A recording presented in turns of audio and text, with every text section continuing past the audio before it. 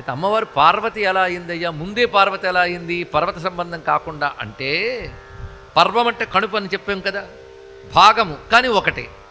అలాగే శక్తి ఎప్పుడూ ఒకటే, కానీ ఇచ్ఛ జ్ఞాన క్రియ అనే మూడు కణుపులుగా మూడు పర్వములుగా వచ్చి విస్తరించింది గనక ఇచ్ఛా జ్ఞాన క్రియ అనే పర్వములతో విస్తరించిన శక్తి పార్వతి. ఇది పార్వతి శబ్దానికి అసలైన అర్థం అండి. ఇక్కడ శ్రీచక్రం టీవీ.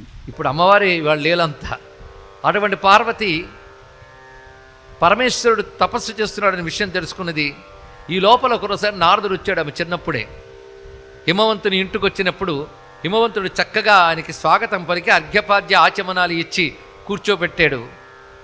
తర్వాత పిల్లలున్న తల్లిదండ్రులకి ఎప్పుడు ఒక కుతూహలం ఉంటుంది. ఆ కుతూహలంతో నేను మా అమ్మాయి భవిష్యత్ ఏంటో చెప్తారా అని గట్టి నారదుడు.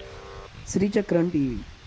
అప్పుడు అమ్మాయి ఎదురుగా వచ్చింది, ఇంకా బాలండి. అప్పుడు చెయ్యి చాచింది నారదుని దగ్గర. చెయ్యి చూసి చెప్తాడని ఆయన పులకించిపోయాడు. జగత్తును ఆదుకుని అమ్మవారి అభయహస్తం చూడగానే నారదుడికి ఆనందం కలిగి లోకరీతి కోసం ఆయన కూడా జాతకం చెప్తున్నట్టుగా చెప్తున్నాడు.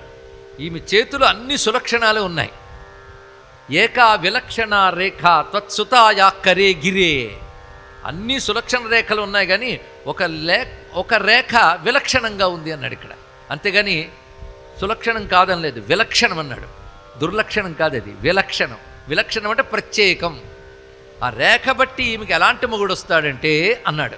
అప్పుడు హిమవంతుడు మేనాదేవి, ఆయన భార్య పేరు మేనాదేవి, పితృదేవతల మానసపుత్రిక ఆమె, ఏం చెప్తాడా అని చూస్తూ ఉంటే ఈమెకు రాగబోయేటువంటి మొగుడు బైరాగి, ఇల్లు వాకిలి లేనివాడు, తల్లి తండ్రి లేనివాడు, అగుణ అకామి, ఏ గుణములు లేనివాడు, ఏ కోరికలు లేనివాడు అయినటువంటి బైరాగి, మాతృపితృ వివర్జిత, తల్లిదండ్రులు లేనివాడు అనగానే ఇలాంటి వాడా అని భయం వేసింది వీళ్ళకి.